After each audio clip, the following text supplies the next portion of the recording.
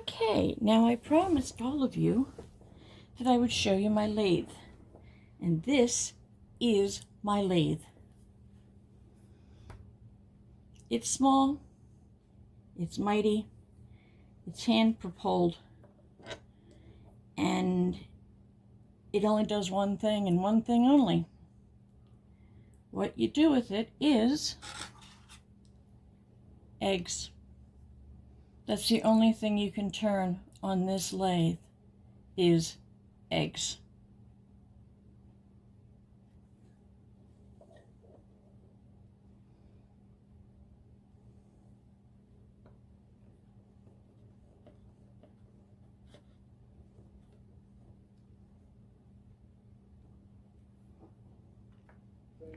At this point, you'll see me marking up the egg.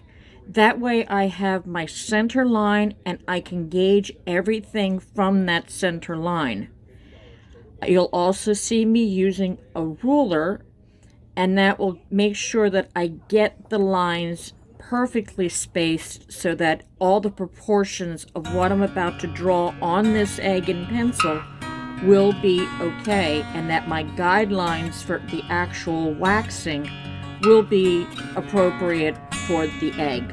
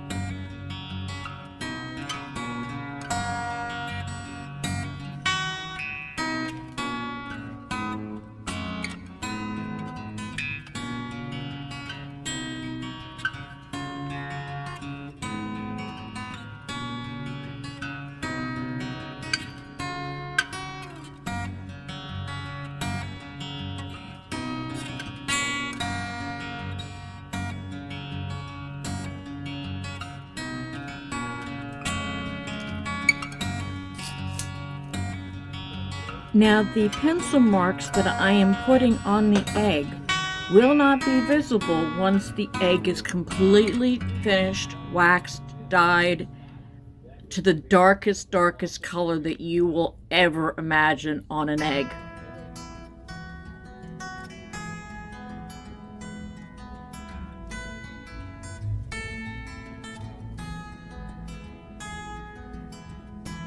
Here we are.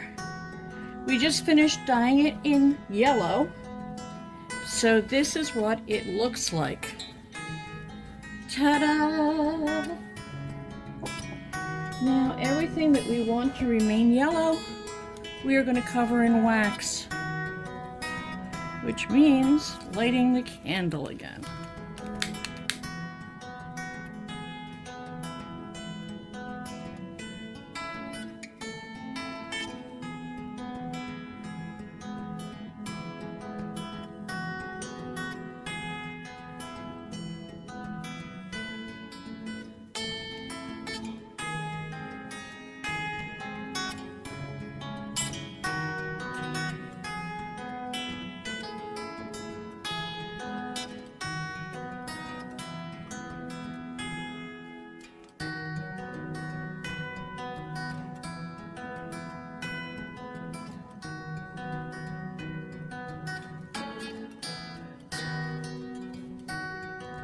Now you're probably wondering what happened to the egg between the pencil marks and the yellow.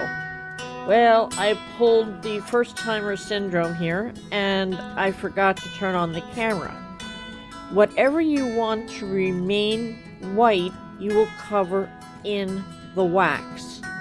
Now that I've dyed it in the yellow, I'm now going to cover everything that I want to remain yellow in the wax.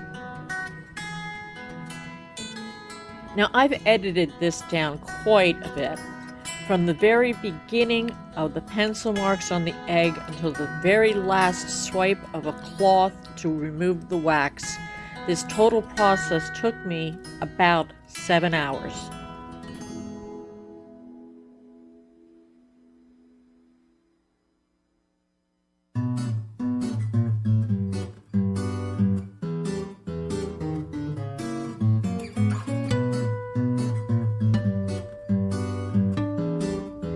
Now in a moment you're going to see me pick up a Q-tip and add some green dye to the egg. This is done sparingly because green is a very potent dye and you will have trouble covering the green with any other color. So that's why it's done in this manner.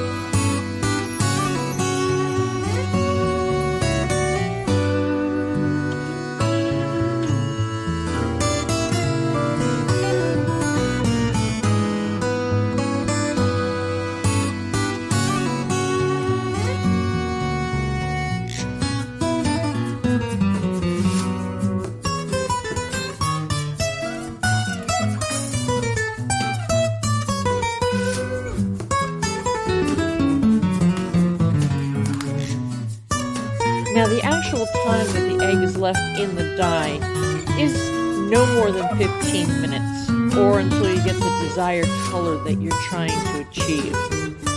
You'll notice that I started off with white, and then yellow, and then dabbed the green on, and now I'm into orange, and I'm covering everything that I want to remain orange with the wax.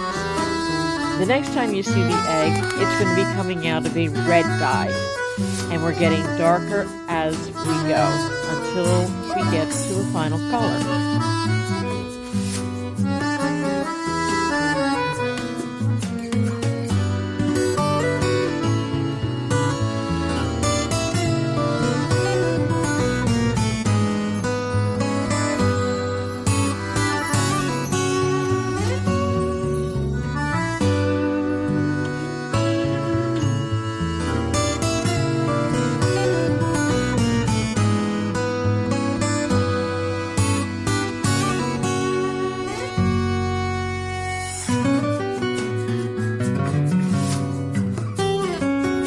Now you see I'm using quite an extensive amount of wax to cover up what I want to remain red on this egg.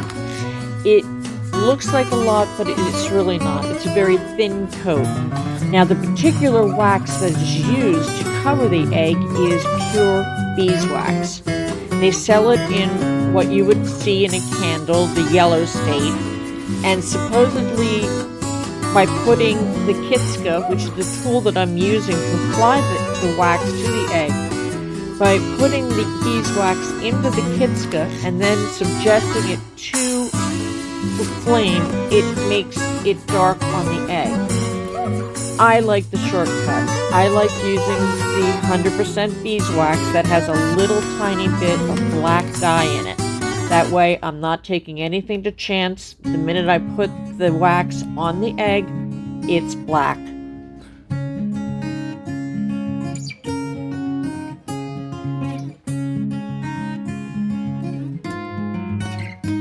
Before you finish any color, you always go back and double check your egg to make sure that you've covered everything that you need to cover in that color. It's always good to double check twice. Now, once the egg comes out of the darkest color that you want. Hi everyone, I'm glad you enjoyed my entry into this month's March YTCCC 2021 challenge. This month was water, so I decided to show you how to make pisanki, which is Ukrainian Easter eggs. It's a long tradition, usually passed down from mother to daughter and through the family.